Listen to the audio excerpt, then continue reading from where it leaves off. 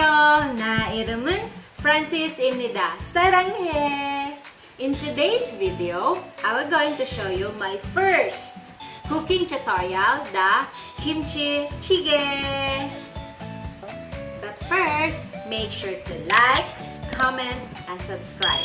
Kasi gumawa ako ng YouTube channel, Franz Ikang Vlog. Then I want you to help me na magkaroon ako ng a lot of subscriber.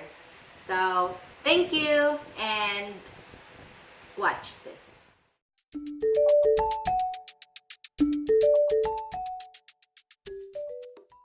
You'll be needing onion, green chili, onion leaves, pork, but make sure I always use yung may taba-taba konti para mas masarap kung kainin. We're going to cut it into small pieces. Kimchi, we're going to use kimchi, yung fermented kimchi. Usually, it takes 2 to 3 weeks bago ma-ferment yung kimchi. Yung mas may asim ang lasa. Mas masarap pag medyo malambot na yung part na yung parang leaves niya. Tofu.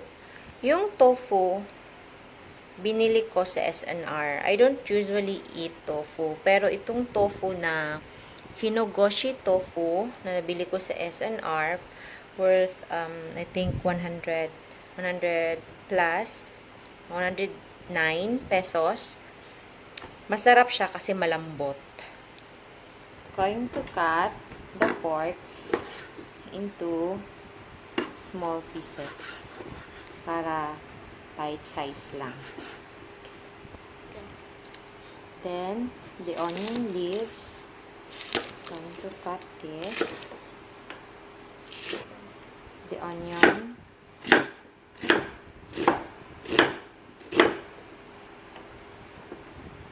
the green chili, extra hot.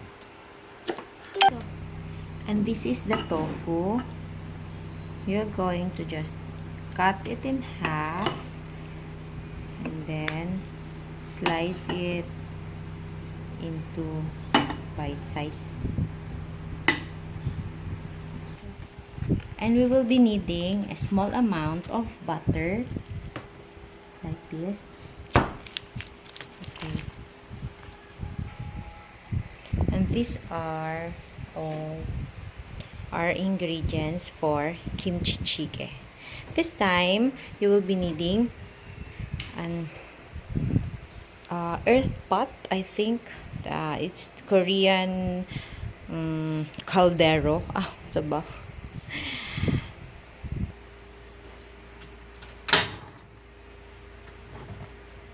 Natin nilagay ang butter.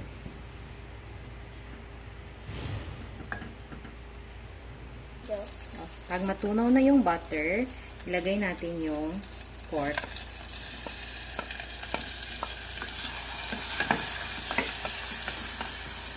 Okay.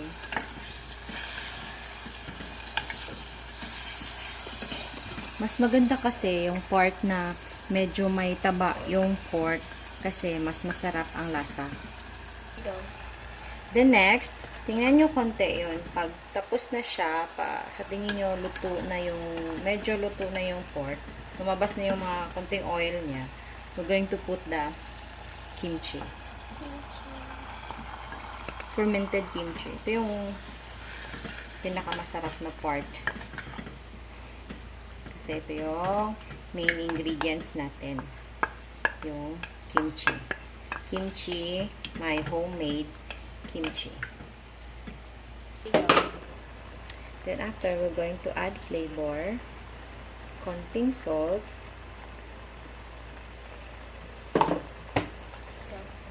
then I don't usually use Ajinomoto or Vitsin.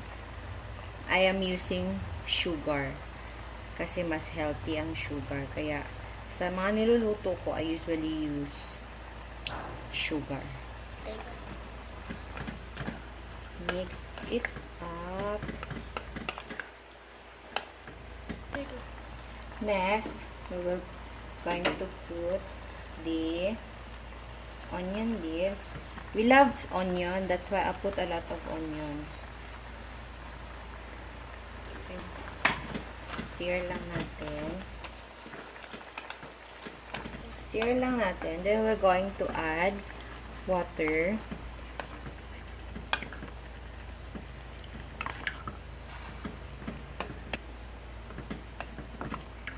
Para may sabaw.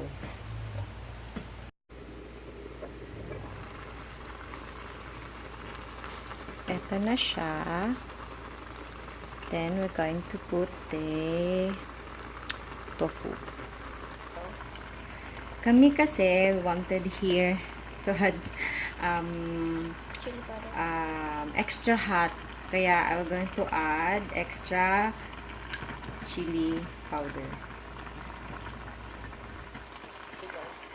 Then, next, we're going to put the tofu na.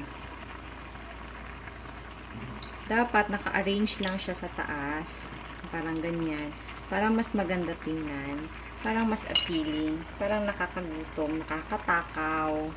Ganyan. Pagkainin.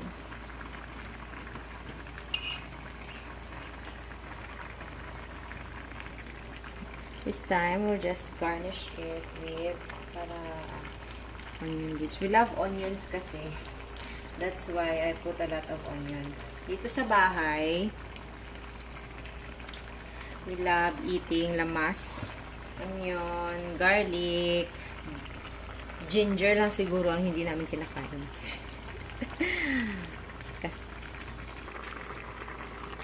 So, antay lang tayo ng konti para mas maging malambot yung pork at saka mas and ito na yun. This is Kimchi Jjigae. We're done. Going to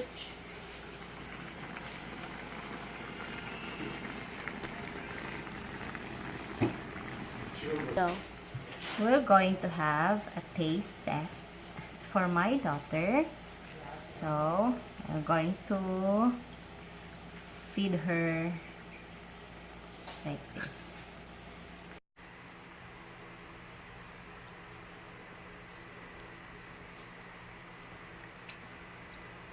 I like it. You like it?